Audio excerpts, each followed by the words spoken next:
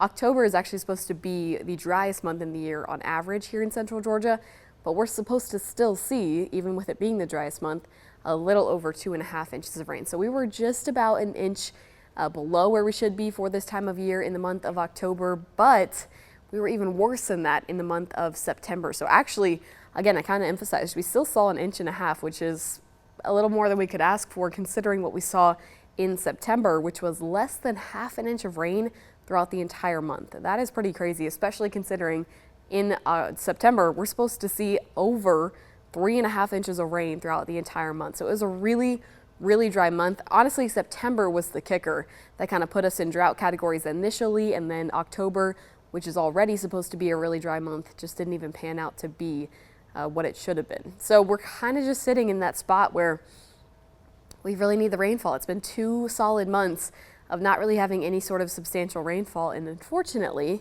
we just talked about the future view, we just talked about the long range models, and then when we take a look at the Climate Prediction Center outlook for projected rainfall, still not really expecting to see a whole lot even beyond that period. So this valid date is for the 10th through the 16th, so next week, and you can see we are still supposed to be below average in terms of rainfall, well into the dry category, and I think beyond the weekend rain chance, we enter another week of what is going to be pretty much completely dry period here in central Georgia. So rainfall is going to be hard to come by. I do think if you have interests in the drought monitor, maybe agriculture, even if you're just curious about the fall foliage or you're wondering when you're going to be able to water or stop watering your lawn so frequently, it's something to pay attention to because even beyond just the next couple of days, rainfall looks like it's still going to be pretty hard to come by. So that's just kind of to show you where we stand on that in terms of rainfall, and then also kind of in terms of where we should be for this time of year and the drought monitor overall. But with not a lot of rainfall in the forecast,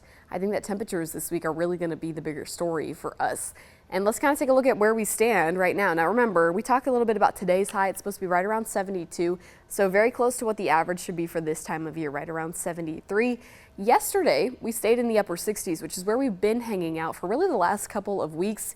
We saw a lot of upper 60s last week, especially with all the cloud cover that we have. In fact, we saw a lot of low 60s last week. So we've actually been sitting well below average for this time of year over the last week or so. And this week, we're going to kind of swing the other direction and start working our way back towards and then above average for this time of year. But the lows, I mentioned how cold I was this morning. The lows in the morning, even though they're in the 40s, it's feeling a lot more like 30s in a lot of spots. And we're actually below where we should be for this time of year in terms of the morning lows as well. And I don't really think that's going to change heading into the rest of this week. So let's take a look at the high temperatures this week. Again, as we go through each afternoon, things are going to continue to get warmer. So you'll definitely notice a difference today. We're going to be in the low 70s as opposed to the upper 60s. That is certainly going to feel warmer. And then as we climb into the rest of the week, warm gets warmer. We're going to find our way back into the upper 70s by the time we get to the midweek.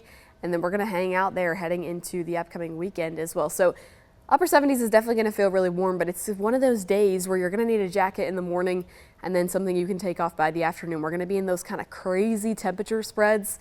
The mornings each morning are still going to go down into the 40s, potentially even the upper 30s for some folks. And then as we get beyond this upcoming weekend, we have even cooler morning lows on the way for the start of next work week, which I'll show you on the 7-day forecast here in just a moment. But yeah, temperatures this week are going to be the bigger story. If you are a warm weather lover like myself, you probably will really enjoy these afternoons because they're going to be a welcome relief from what have been really frigid mornings each morning and just generally have been really cool. So that's kind of a look at what temperatures are going to do this week. Again, generally just really warm, still above average for this time of year.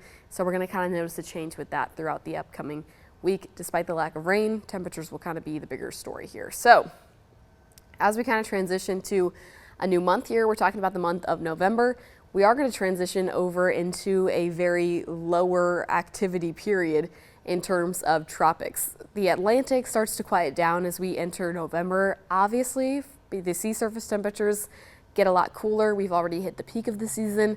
Just all the kind of atmospheric conditions that we see come together for an active tropical period start to kind of fade out as we go into the end of October and then eventually towards the end of the season, which is officially on November 30th.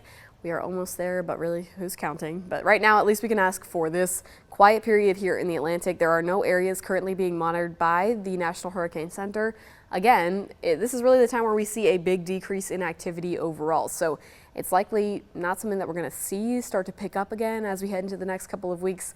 We are transitioning to the end of the season, and I'm hoping that we kind of end this with a quiet period here. Now, of course, we did just have a major hurricane, a historic hurricane at that, Hurricane Melissa, but this is actually a historic season for the United States in the opposite direction. So actually, when we made it through mid-October, we already set a record here in the United States for the first time the United States has gone without a landfalling hurricane since 2015, so in 10 years. Of course, we had Tropical Storm Chantal. That did make direct landfall to the coastal Carolinas, right along the South Carolina coast. And then if you'll remember, we actually had Tropical Storm Barry, which did not make landfall here in the U.S., but did make landfall on the Yucatan Peninsula. That moisture from Tropical Storm Barry ended up being filtered into central Texas, and that was a large cause of the Texas floods that happened earlier this year. And of course, though it wasn't a direct landfalling impact, that was a major impact for us here in the United States. But again, if we go throughout the rest of the season without seeing a major landfalling hurricane, then that is going to be the first time that we've done that in 10 years. So certainly an abnormal season for the United States. Even if we don't make it to that period, it's still going to be the longest that we've gone in the season without seeing that. And overall, I mean, I don't think that's a record that anybody here would be complaining about. So kind of interesting. I think as we get towards the end of the season, we'll have the opportunity to break that down a little bit more. I'll likely be very interested in that myself. That's kind of where my interest is at with the tropics, kind of seeing why trends go some ways.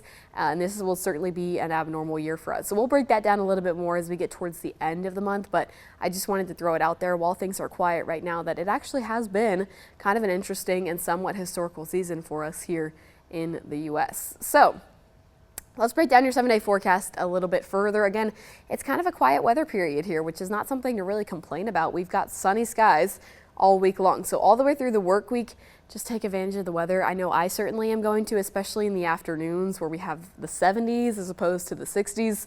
It is a stark difference from last week when we had rainy skies, clouds, just generally a lot cooler and overall a little bit gloomier. This is going to be basically the complete opposite. High temperatures each day are going to get a little bit warmer.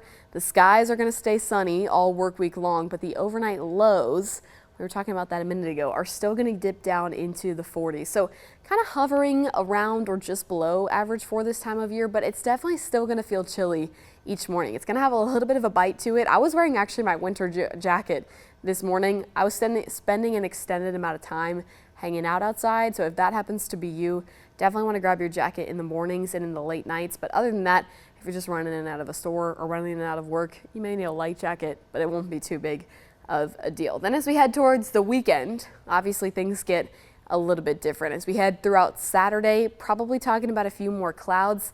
Saturday morning, I think actually is going to be when the rain chance kind of kicks in there. The front will start entering our state, and I think that's where most of the rain chances will be. We saw the projected rainfall totals. We're not really talking about a crazy rainfall chance.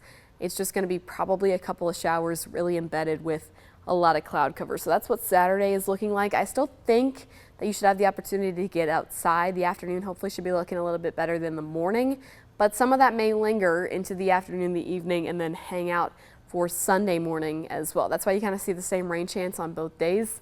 Some of it may linger, and then hopefully we start to lose it by the time we get into Sunday evening. Take a look at the temperature jump from Sunday into Monday. After that front comes through and finally actually pushes all the way through our area, we're going to see temperatures drop from the 70s all the way down into the low 60s. I mean, that is a huge afternoon high drop. We're really going to be chilly on Monday morning and Tuesday morning.